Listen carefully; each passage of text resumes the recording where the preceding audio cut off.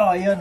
Magandang gabi po sa inyong lahat. Alas 9:25 dito sa ating kinaroroonan. At diyan naman sa Pilipinas, alas 10:25. Kamusta po kayong lahat? Mark Ramos po ulit. Eto, mga boss, chief, amo, sir, napansin ko po, doon sa kanilang mga vlog. Alam nyo na kung sino yung mga lagi nating paborito nating mga pinapanood. Etong kung mga nagpapakalat ng mga maling impormasyon, mga boss, chief, amo, sir. So napansin ko po, una, kay Kapitan Tutan, aka Kapitan Dede, Kapitan Dodo, Kapitan Dedo, hindi, mali, Kapitan Dado, o yan, no?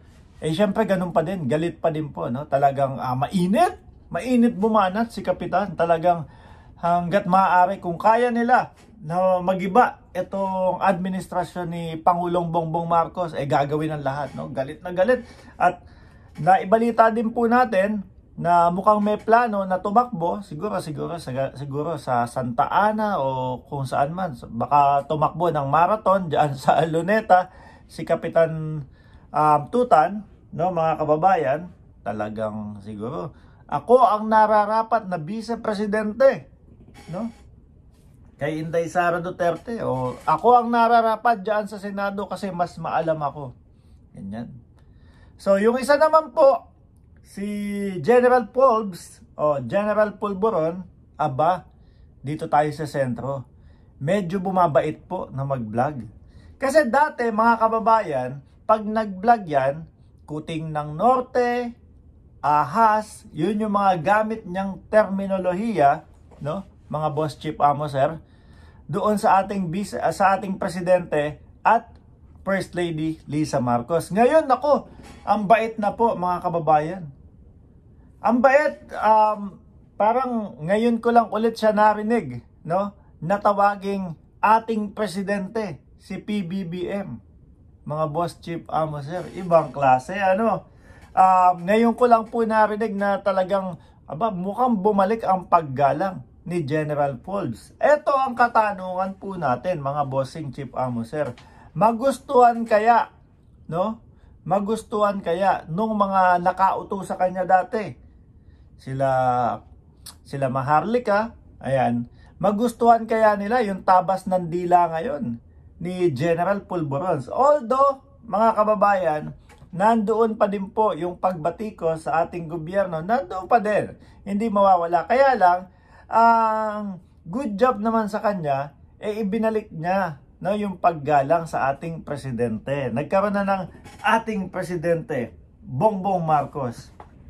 Magustuhan din kaya ni Captain Tutan yung pagtawag niya. Kasi talagang, sila gusto nila manggigil po ang ating gobyerno Tawagin ng, minsan nagmumura pa nga talagang, yung sinasabi ko, mga kababayan, yung mga uto-uto nilang viewers, mga boss, chief, amo, sir, pupunta dito, sasabihin bayaran si Mark Ramos. So, wala naman tayong pakialam dyan, no? Basta sila, para sa atin, uto-uto. Biruin nyo, pupunta dito yung kanilang mga followers, sasabihin bayaran si Mark Ramos. Ang bastos ni Mark Ramos kasi merong puting wet packs, merong puting yag balls, merong puting gold tab, ganon si Mark Ramos, bastos mag-vlog.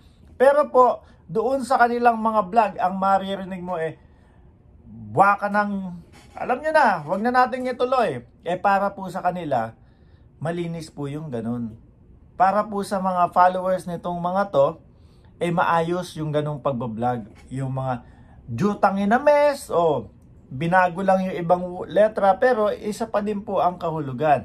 Ang tanong, paano po kaya pag si General Pulburon nagtuloy-tuloy na maging mabait, no?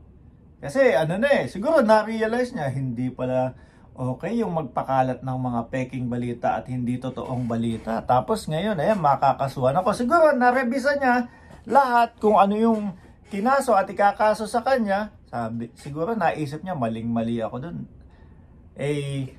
Nagme-minor na, no? Nagme-minor na si General Pulburon pabalik, no? Siguro sana sana bumalik yung kanyang pagbablog na talaga naman kasi biruin nyo, na-realize niya, nakasuhan siya, tapos na-realize niya na mali yung mga pinagsasasabi niya at walang katotohanan mga pinagsasasabi niya nung lumipat siya, no? Doon sa mga pulburon vloggers. So ngayon, baka panahon na para bumalik ulit ako sa ating sa ating presidente. Dahil yung sa kabila puro walang katotohanan. Baka magsabong 'yan si Kapitan Tutan. Tapos si General Pulbs. Tapos baka si Maharlika magalit din dahil kumbaga, wag mong galangin yang mga 'yan. Minumura ko nga yang mga 'yan Ahas nga ang tawag ko diyan mga buwaka ng mga 'yan ganun. Sabay papasok yung mga utu-utu mga utu-utu viewers.